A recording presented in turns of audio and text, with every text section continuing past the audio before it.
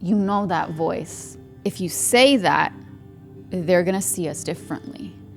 If you say that, you're not going to have them in your life anymore. There's another voice that's whispering to you, but it's not really whispering. You're hearing it like a whisper because you've alienated your real voice for so long. So it feels like it's screaming at you from a distance, and you're hearing the echo, and that voice is telling you, say it, scream it. Who cares if they walk away? Who cares if they don't choose you anymore? Choose yourself.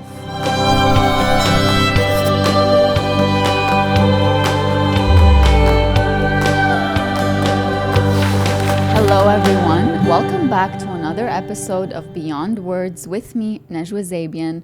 I've always believed in the power of words to heal what they didn't break and to break what they had no right in breaking.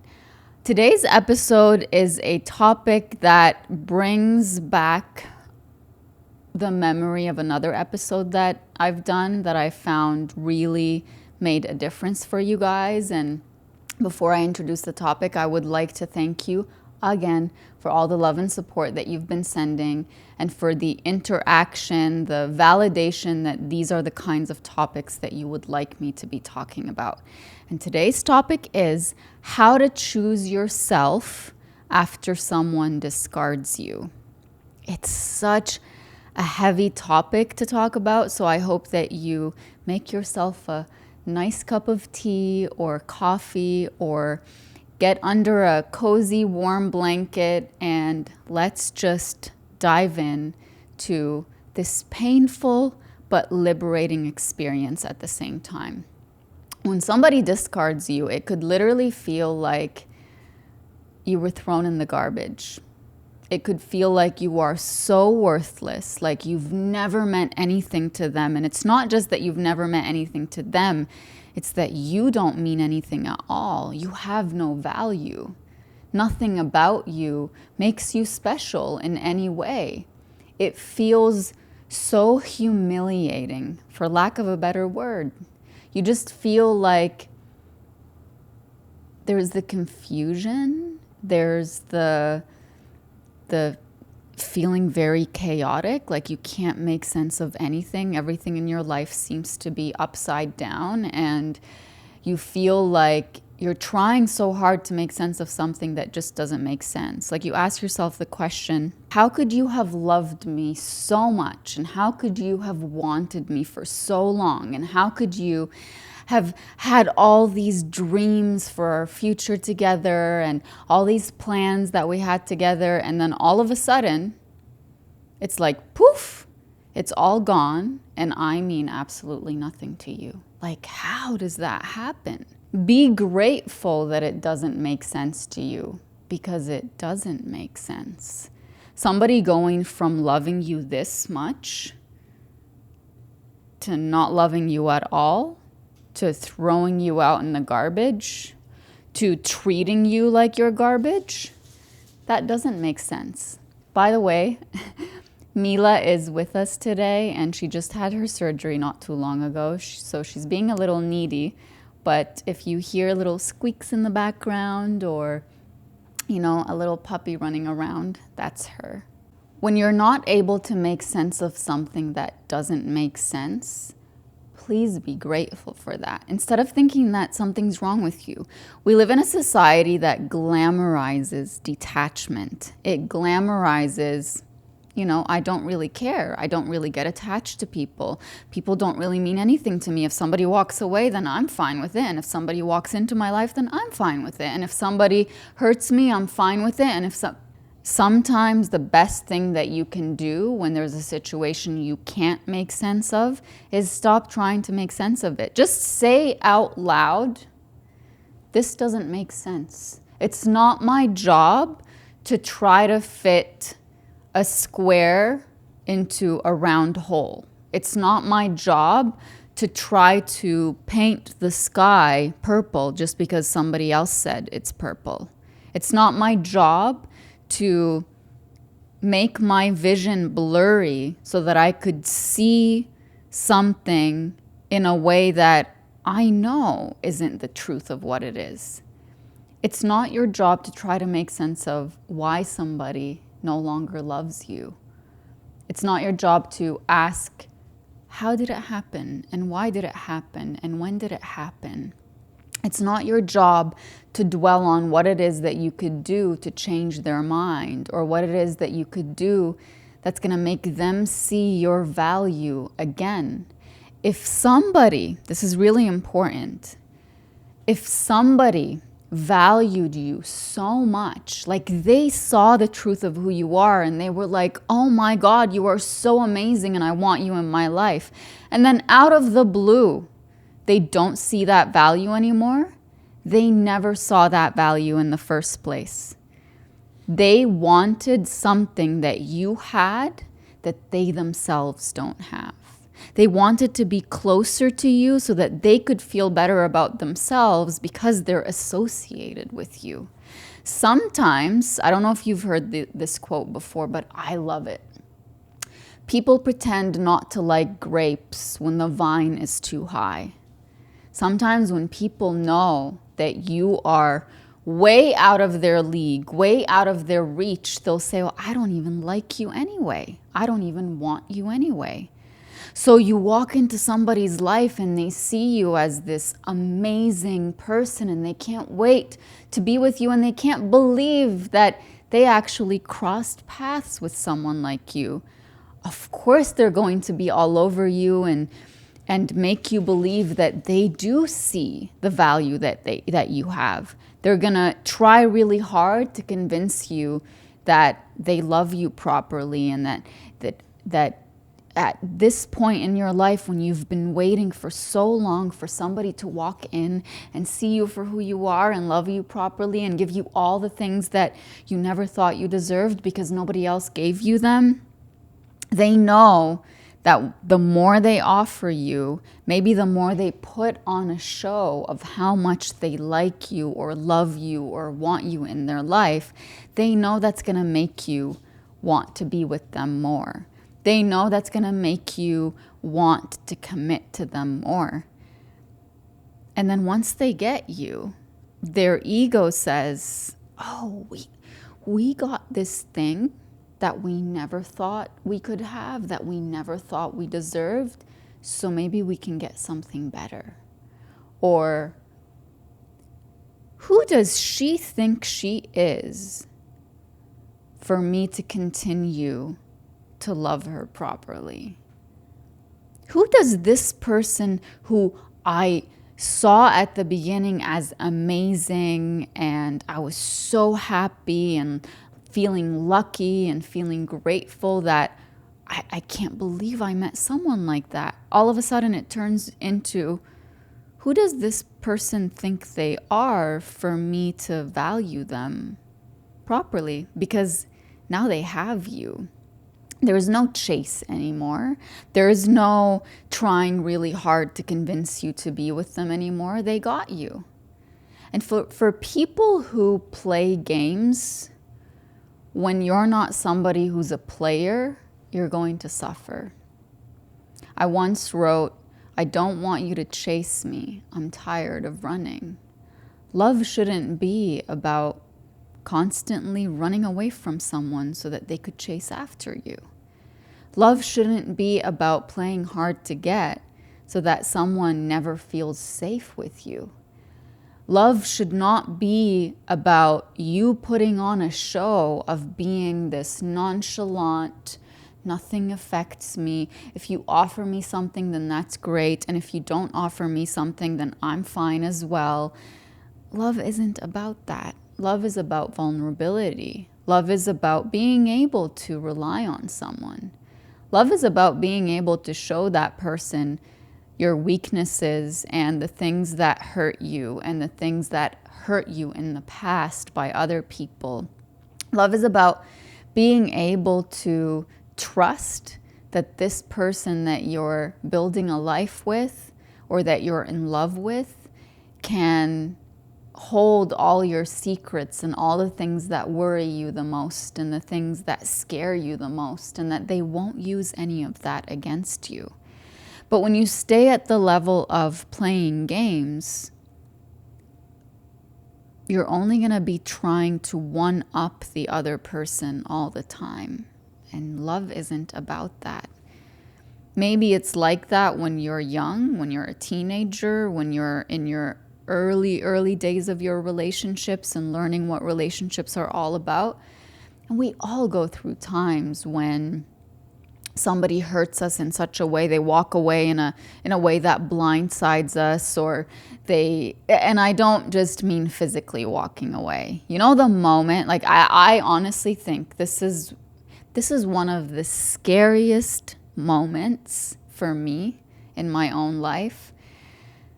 It used to be that way until not very long ago.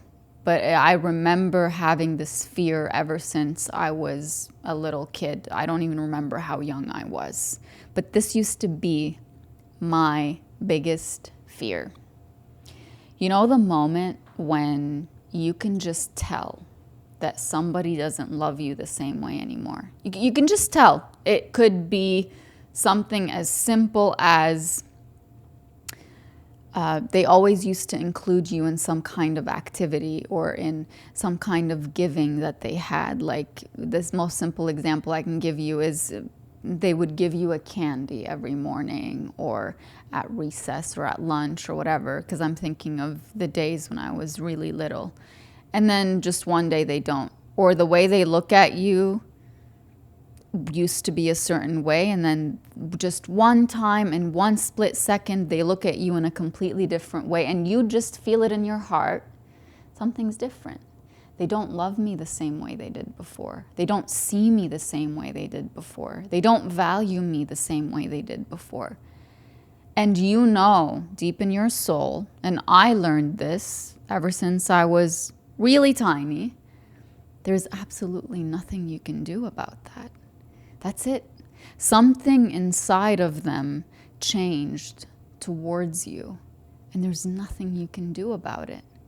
There's a part of you that wants to fight really hard for what you had, and that part of you is so valid. It's the part that believes in love, and it's the part that believes in working for something, and it's the part of you that believes that people go through rough times and relationships aren't really the picture perfect thing that we see on social media. And you could also be thinking about friendships. You could be thinking about your relationships with your family, with your colleagues, with whatever. Like, apply this to your context.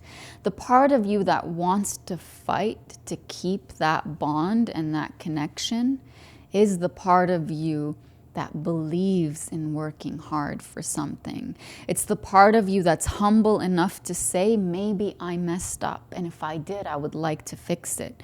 It's the part of you that's humble enough to say, I know I'm not perfect, and yeah, maybe they changed the way that they see me or the way that they're treating me because I messed up somewhere.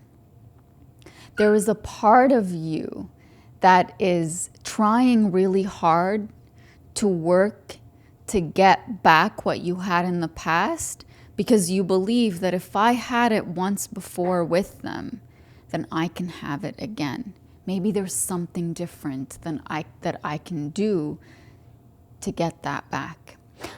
But at the same time, there's another part of you that says, I know I didn't do anything wrong. I know I've still been the same person.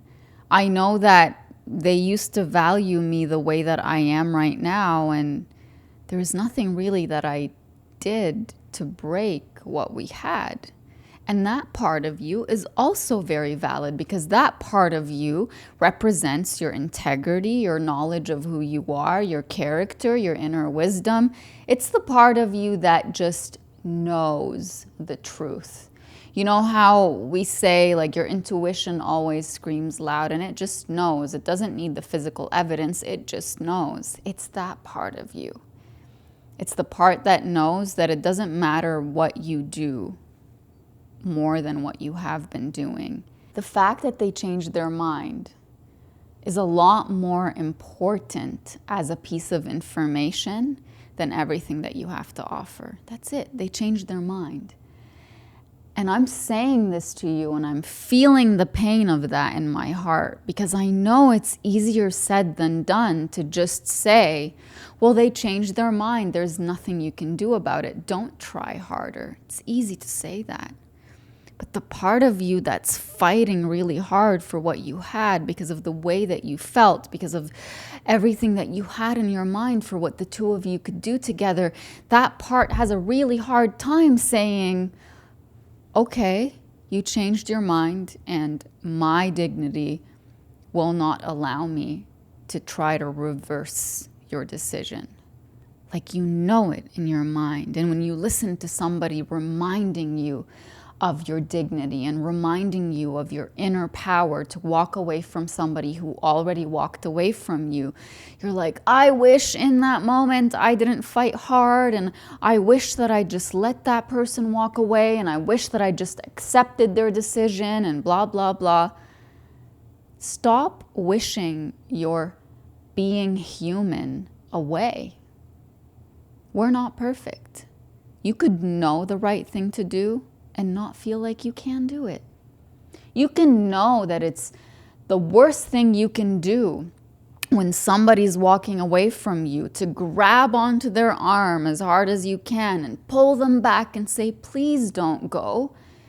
Like, you could know in your core that you should honor your dignity a lot more than doing that you should just let go and let them walk away. But in that moment of panic, when you react in such a vulnerable and human way, don't judge yourself. That's the part of you that believes in fighting for something and that believes in fighting for someone. And it's also a part of you that is terrified of the new reality. It's the part of you that's terrified that the old belief you had about yourself that said you don't deserve people staying in your life is actually true. So you're trying to pull them back in so that you don't welcome this fear that's been knocking at your door back in. And that fear will look at you and say, I told you. People walk away all the time. Like, you kicked me out for a while you had this person in your life and you thought, oh, there's no way they'll walk away from me and whatever, but I told you so. We all know that.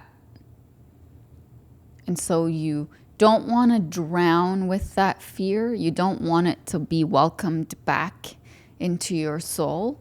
And so you'll keep trying to bring that person back and say, please, please help me prove this belief of mine, this fear of mine, wrong. So give yourself some empathy and some compassion for the way that you try to pick up the pieces that somebody else broke, that somebody else shattered. Think about it this way. Them walking away could be the equivalent of them shattering this big glass vase or cup or mug or something that just breaks into pieces when it falls to the ground. And your initial response of trying to get them back, trying to pull them with all your might, trying so hard, saying all the things that you know you need to say, and doing all the things that you know that will make them stay even for a short period of time. The equivalent of that is like you instantly, without even thinking, falling to the ground when that piece of glass shatters and you start picking up the piece and you say, please, no, go back to what you were before. Your mind isn't thinking, oh, I'm hurting myself, I'm gonna bleed. Your mind is thinking, I don't want what just happened to really have happened. I want to erase it. I'm in denial of it. Please go back to the way you were before. Sometimes our fear of breaking something makes us break internally, and it makes us break our own voice, our own wants, our own needs. You know very well I don't know who you are, and I don't know where you're listening from, and I don't know what you're going through, but you know very well there are things that if you say them, they're gonna break the bond that you have with someone. So you keep your mouth shut because you want to keep that bond intact. You know this, you've gone through this, you're going through it, and I know it. You're so afraid that your expression of who you are, what your beliefs are, what your needs are, what your expectations are, you know that your expression of those things is going to make someone walk away.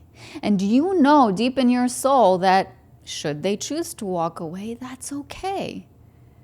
But there's that fear that's inside of you that kind of holds you like in a way where you feel like you're trying so hard to break out of it, but you can't. It's like it's holding you hostage and it's saying to you, shut your mouth, because if you say that, we're going to be alone. If you say that, they're going to see us differently. If you say that, you're not going to have them in your life anymore. And you should be so lucky that they even stayed this long, right? You know that voice. But then at the same time, there's another voice that's whispering to you, but it's not really whispering. You're hearing it like a whisper because you've alienated your real voice for so long. So it feels like it's screaming at you from a distance and you're hearing the echo, but you know it's there. And that voice is telling you, say it, scream it. Who cares if they walk away? Who cares if they don't choose you anymore? Choose yourself. Come home to yourself instead of choosing that someone come home to you when they're not really coming home to you. They're coming home to the version of you that you know will make them want to come home to you. But it's not really you. The real you is hidden in the basement. The real you is hidden in that closet that only you have the key to. And you say nobody's allowed in there. But that you is hiding in there and constantly banging on the door saying, let me out. I want to live freely. I want to feel real love. I want to feel actually chosen for who I am. I want to stop performing. I want to stop trying hard to prove to somebody that I deserve their love. Will you let that person out? And will you let yourself allow people to walk away when they want to and stop holding them hostage in your life just because you're afraid that you're going to be alone? Sit with these questions. Really reflect on them. I know they're hard. Trust me. I spent most of my life holding on to the first version of people that I met. Even though they changed and they showed me their true colors and they showed me that they're not loyal and they showed me that they would turn their back on me the first chance that they got, I still looked back to the person I first met and said, but you could be that way. So I'm going to be patient long enough with you to bring that person back out. And what ended up happening in every single scenario in my life with friends, with colleagues, with men, with you name it, with everyone in my life, acquaintances, business partners. If people showed me their true colors time and time again, and I chose not to believe those true colors, like I would see those true colors, but there was a part of me that was like, that's not really who you are. You are the person I first met. So the more and more I didn't believe in those true colors, the more and more I was abandoning myself. And the person who betrayed me or lied to me or turned out to be not the person I thought they were, or backstabbed me, or went and gossiped about me to everyone and everything and made up rumors about me, they were looking at me like, you're so dumb. Like, how could you still trust me? Look at what I did to you. Like, you are not somebody that I want to have in my life anymore because you don't have integrity. I know I'm a liar, but like, you're accepting that. Like, you know I lied to you. So it turned into this twisted thing. Every single time, I'm telling you, without fail, I'm 35 years old. For as long as I can remember, every time I've allowed a person who started walking all over me to continue walking all over me, and I would say, how can I make myself more comfortable for you to walk all over? Not only did they continue to walk all over, but they wanted to break me even more. They wanted to stomp all over me. That's what happens. So when somebody discards you, and you don't see the discard as that's their decision, there's nothing I can do to change it, it was not my fault, it was not something I did or didn't do, the way they changed, the way they see me is completely on them. When you do that, when you get to that stage in your healing, in your grief, you're no longer in denial and you're no longer trying to change their mind. You've already chosen yourself. And let me tell you something. It's hard to choose yourself when you've been trained to choose everyone else outside of you your entire life. It's so uncomfortable to wake up in the morning and say, I'm going to live my life for myself today.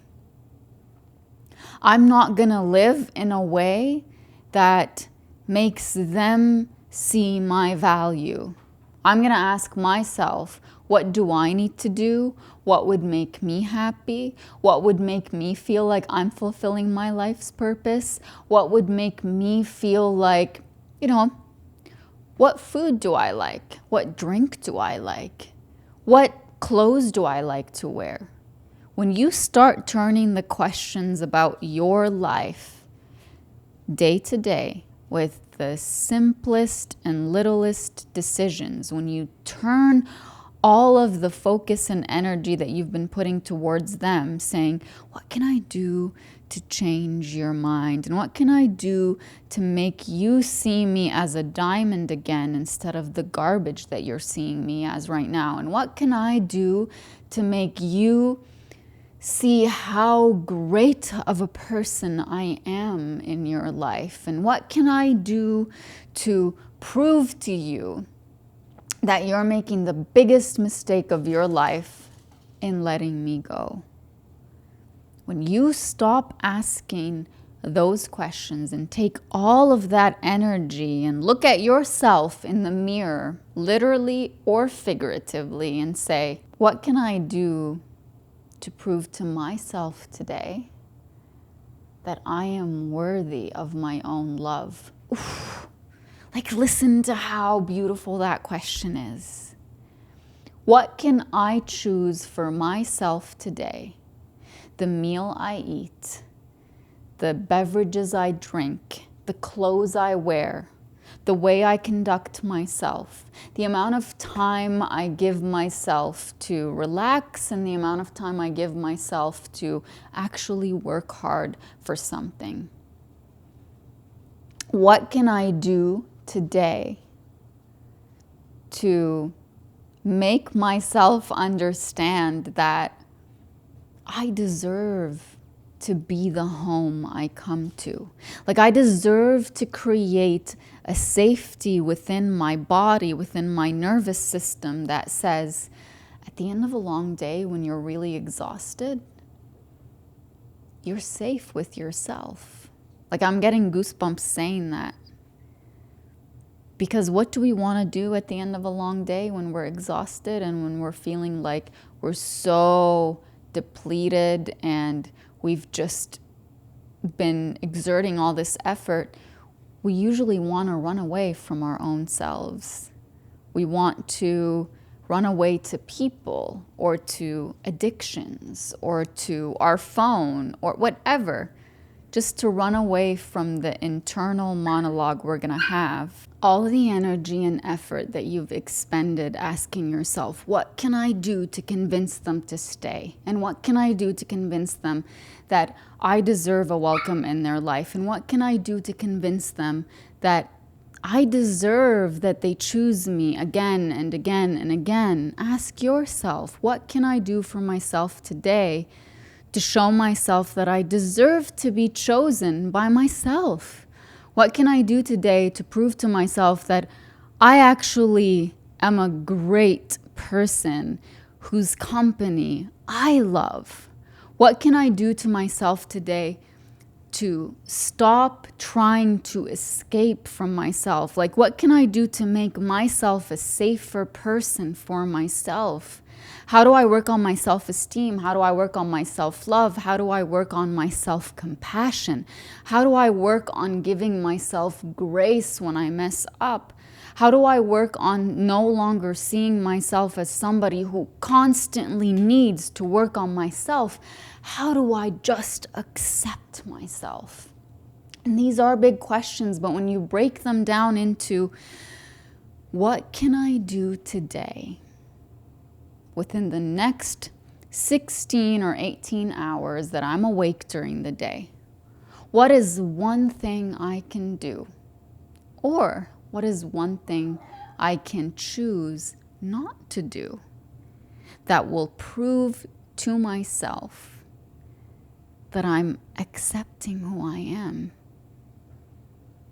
What's one thing I can do today, or one thing I can not do today, that shows me that I actually see the value in myself? And I know these answers are coming up for you right now. The answers could be as simple as, today I can choose to not look at myself in the mirror for a whole hour and criticize everything I see. Today I can choose to give myself a 30-minute break and go just grab myself the kind of tea I like and just take that time as alone time.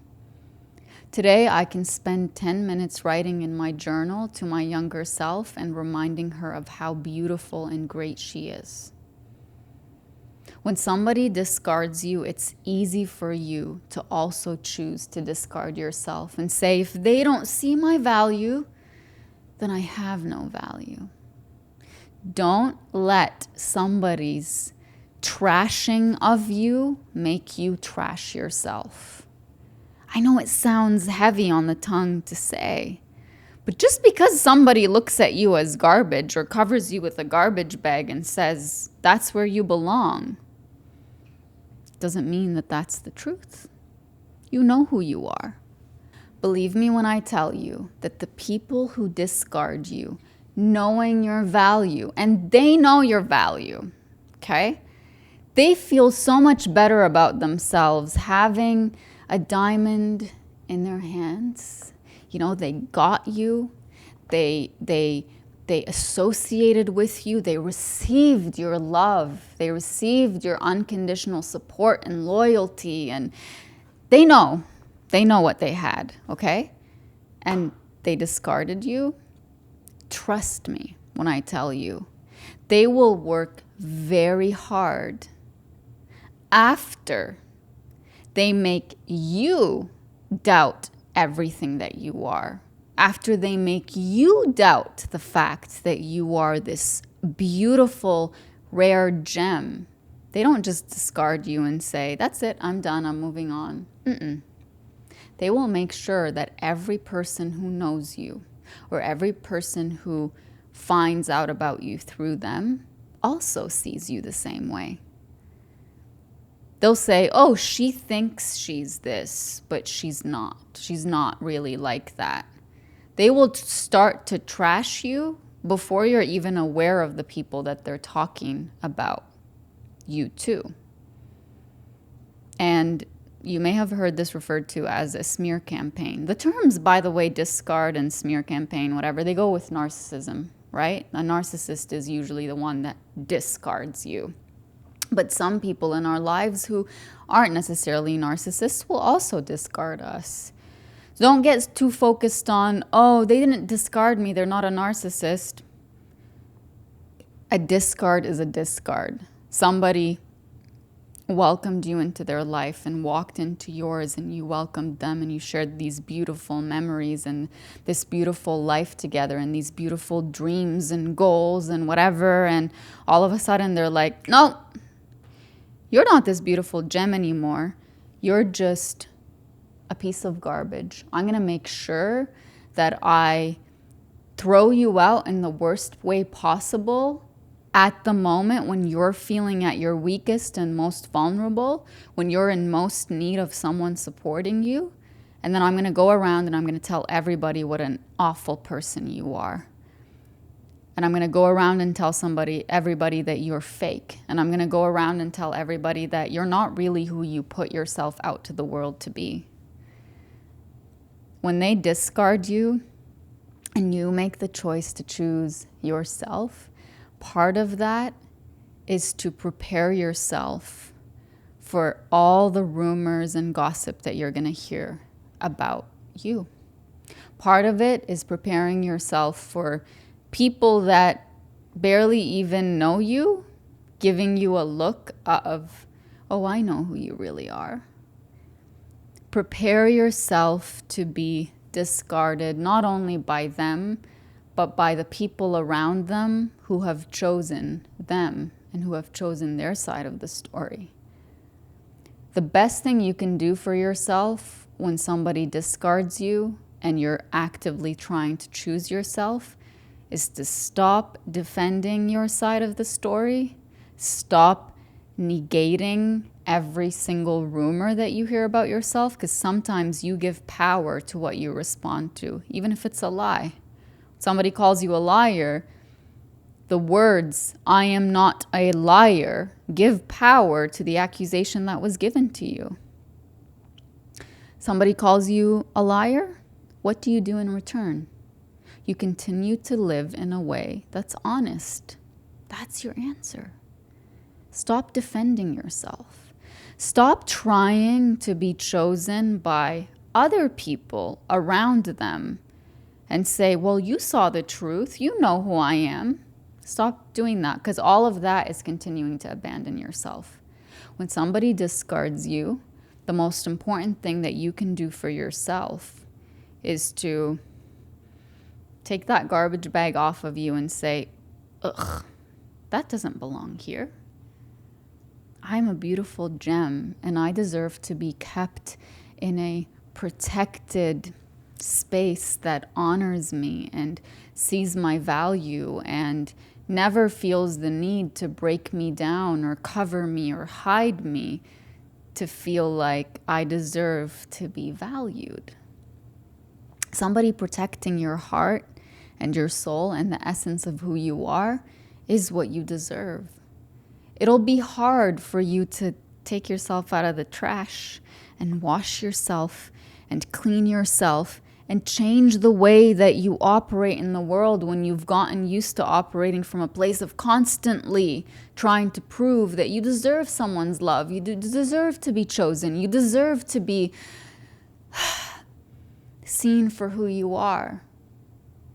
But then once you start living that way, bit by bit, day by day, you'll get to a place where you will look at that discard and say, oh, you weren't just throwing me out in the garbage. You were pulling me to where you belong. And I got myself out. What a powerful way to feel, and what a powerful thing to say. Words that found me, literally, I just opened this book. This is the book of healing, by the way, to look for something that goes with this episode. And I just randomly opened to a page and I was like, this is the one. I love this one. This is in the forgiveness chapter. If I am not worth your apology, You are not worth me carrying the pain that you caused me. So I will forgive you, not for you, but for me. I deserve to let go. I deserve to be free of your pain. And if you can't admit your own mistakes, I will not allow the ashes that your pain turned me into to hold me hostage. This is page 15 in the Book of Healing.